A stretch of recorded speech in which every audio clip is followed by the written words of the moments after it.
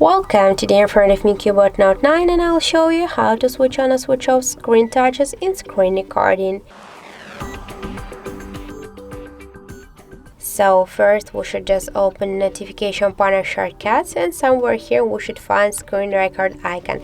If you have all this icon here, you should just click here to this edit icon, and for example that will be something like this.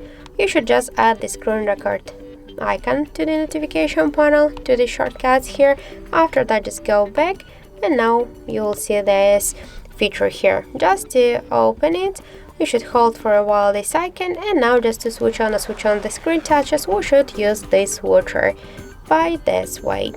And after that, just to start recording, we should click here to start button.